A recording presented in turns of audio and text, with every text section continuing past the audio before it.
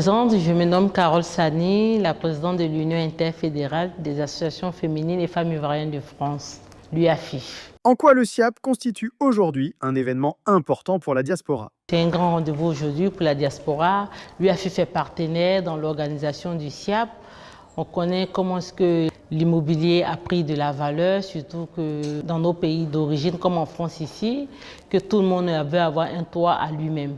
Donc aujourd'hui, le SIAP a organisé cet événement pour pouvoir regrouper tous les Africains de l'Europe, pour voir comment est-ce qu'ensemble on peut trouver des solutions à nos problèmes, comment faire pour pouvoir remédier à cela. Quel rôle joue l'UAFIF dans l'accompagnement des femmes de la diaspora vers des projets d'investissement, notamment dans l'immobilier? L'UAFIF joue un grand rôle dans l'accompagnement des femmes, puisque l'UAFIF, ça va permettre aux femmes de s'émanciper. On a créé un projet, la valorisation de la femme ivoirienne à travers le foncier. Comment est-ce que la femme peut acquérir le foncier et être épanouie et elle-même se faire confiance. En quoi les dynamiques collectives, comme celles portées par votre organisation, peuvent-elles faciliter l'accès à l'investissement immobilier pour la diaspora? On a plein de problèmes qu'on croise déjà quand on veut acquérir une maison en Afrique. Beaucoup de problèmes.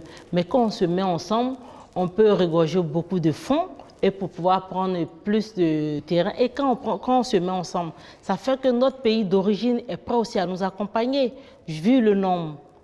Donc, moi, je pense qu'être collectif, c'est très important à créer une maison en Afrique, au fait, surtout pour les membres de la diaspora. Quels sont les principaux freins que vous observez chez les membres de la diaspora, notamment les femmes, lorsqu'elles souhaitent investir dans l'immobilier en Afrique? La confiance.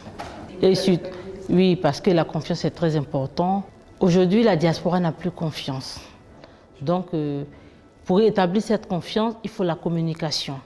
Donc, toutes les personnes qui doivent approcher la diaspora, nous, ce qu'on peut donner comme accompagnement et puis surtout retour d'expérience, il faut beaucoup communiquer. Chaque étape, il faut qu'on communique sur chaque étape. Il faut que l'argent de la diaspora soit sécurisé. Parce que souvent, quand les gens viennent dans la diaspora, ils pensent que la diaspora touche énormément d'argent.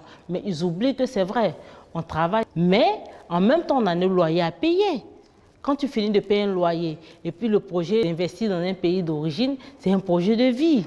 Donc, c'est un projet de vie. Donc, il faut que toute personne qui décide de venir vers la diaspora pour pouvoir venir conquérir la diaspora, avoir un toit dans son pays d'origine, d'abord la communication et puis la confiance. Est-ce que vous avez une dernière conclusion à nous faire? Oui, le dernier mot surtout dédié à la diaspora, de faire confiance au Club Efficience, parce que le Club Efficience aussi veut trouver des solutions à nos problèmes. Donc, le Club Efficience aussi à notre écoute. Donc, à la diaspora de se rapprocher du Club Efficience, même s'ils veulent croiser aussi la Fédération ivoirienne des femmes ivoiriennes de France, l'UAFIF. Nous, on a nos sièges, on est à Colombes, on a nos numéros de téléphone, on est sur Internet. Donc, toute femme ivoirienne qui veut vraiment être accompagnée, comme en France, comme en Côte d'Ivoire, peut se rapprocher de l'UAFIF. Je vous en prie, merci.